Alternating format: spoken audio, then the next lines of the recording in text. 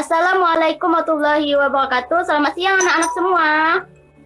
Waalaikumsalam warahmatullahi wabarakatuh, Ibu. Bagaimana Ibu. kabarnya?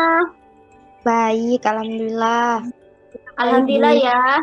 Kita diberi kesehatan bagi kita, keluarga kita, dan teman-teman kita ya. Meski dalam keadaan pandemi saat ini, kita tetap semangat ya untuk pembelajaran biologi. Nah, Ya, Bu. di sini ada yang tidak hadir nggak? Ada, Bu. Siapa? Zahro. Kenapa Zahra tidak hadir? Terkendala sinyalnya, Bu.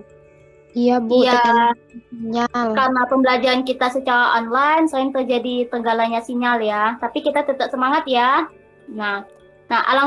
Sebelum kita memulai pembelajaran, alangkah baiknya kita memulai berdoa terlebih dahulu ya. Berdoa mulai.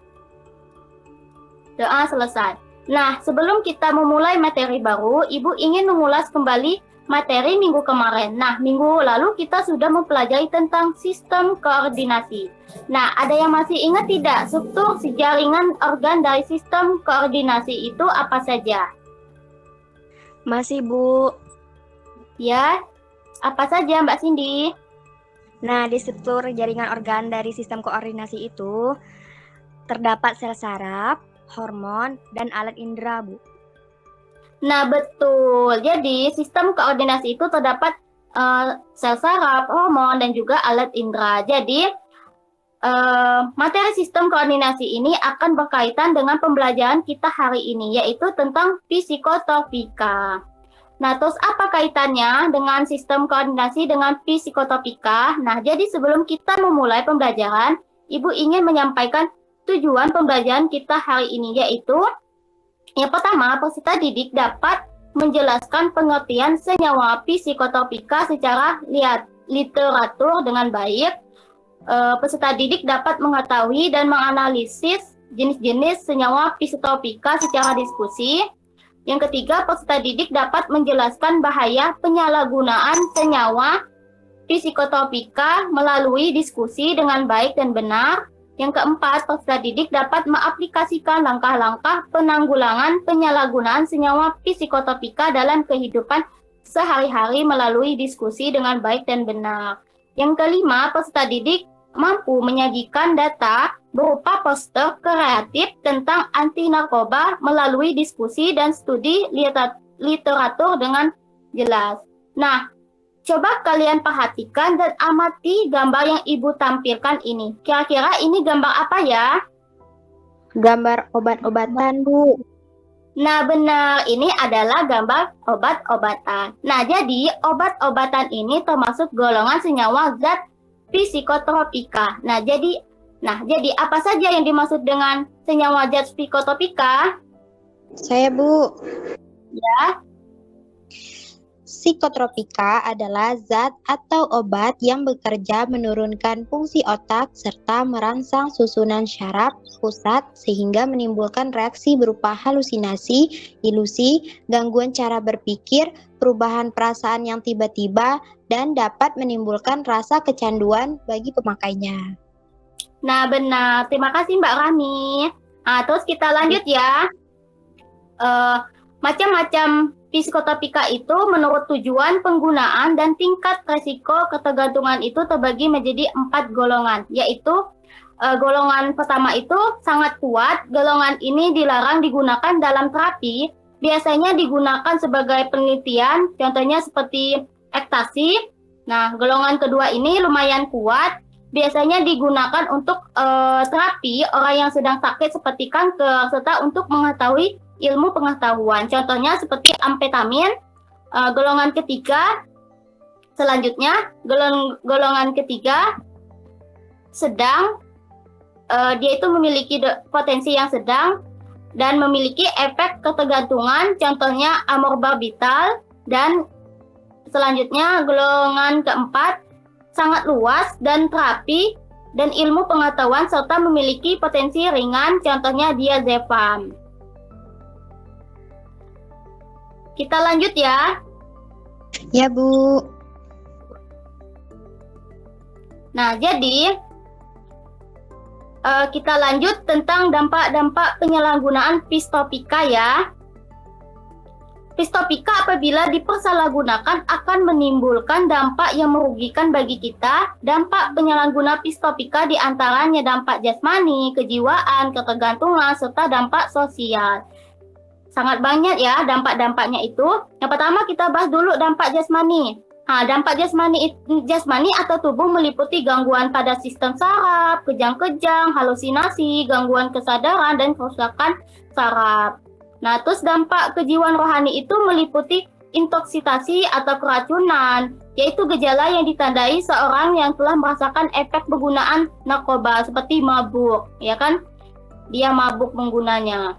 Terus yang kedua itu toleransi ya, merupakan istilah yang digunakan untuk menunjukkan kebutuhan zat seseorang yang lebih banyak untuk memperoleh efek yang sama setelah pemakaian berulang. Jadi dia itu memiliki kecanduan setelah pemakaian obat itu ya.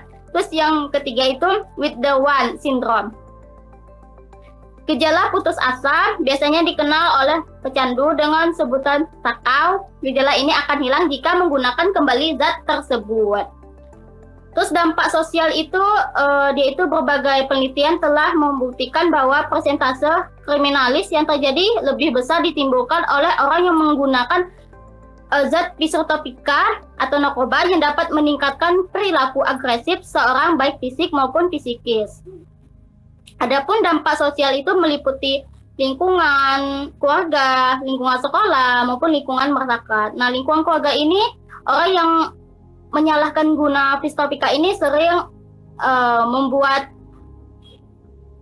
membuat perilaku menyimpang ya, seperti berbohong, mencuri, tidak tertib. Terus dia itu sering mencuri barang ibunya untuk membeli obat-obatan ya. Terus lingkungan sekolah itu dia itu bisa merusak disiplin dan motivasi belajar, meningkatkan tindak kenakalan, membolos dan tawuran pelajar. Terus mempengaruhi penyalahgunaan di antara teman sebayanya. Terus lingkungan masyarakat itu dia itu dapat menyebabkan terciptanya pasar gelap antara pengedar dan bandar yang mencari penggunanya. Terus pengedar atau bandar menggunakan perantara remaja atau siswa.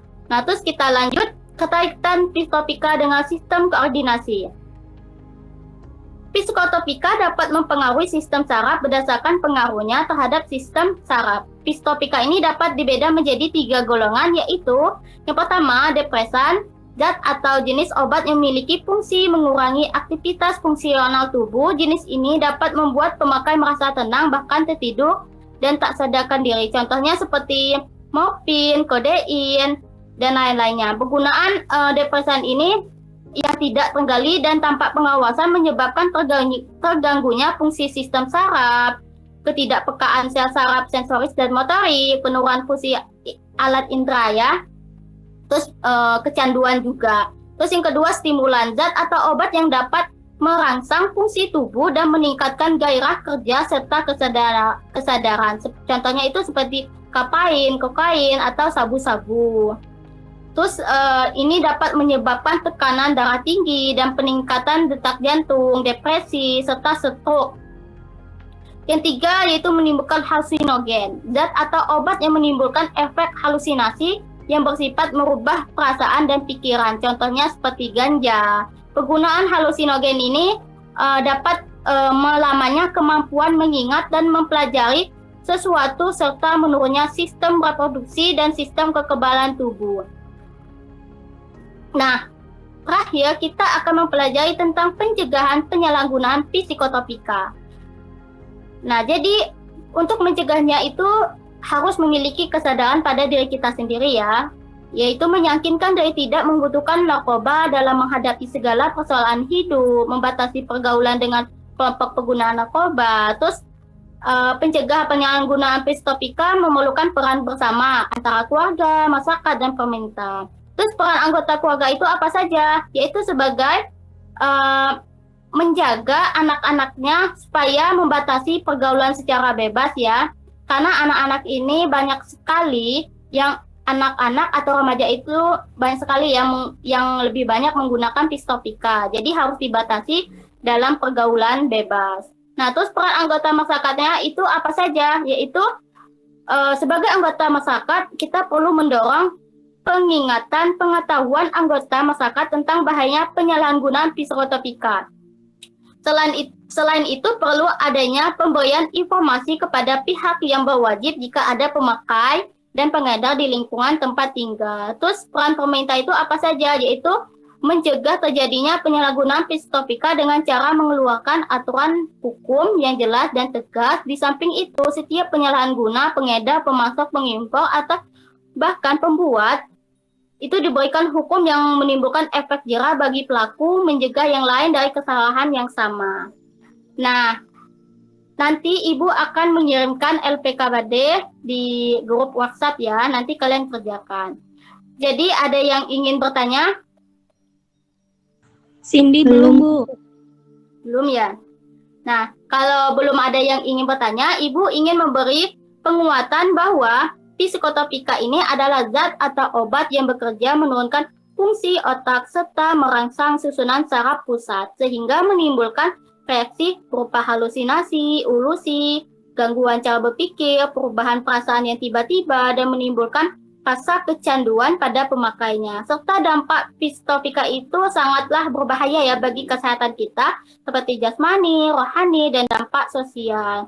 Dalam penyalahgunaan senyawa zat psikotropika ini sering digunakan oleh remaja dan anak-anak yang masih sekolah.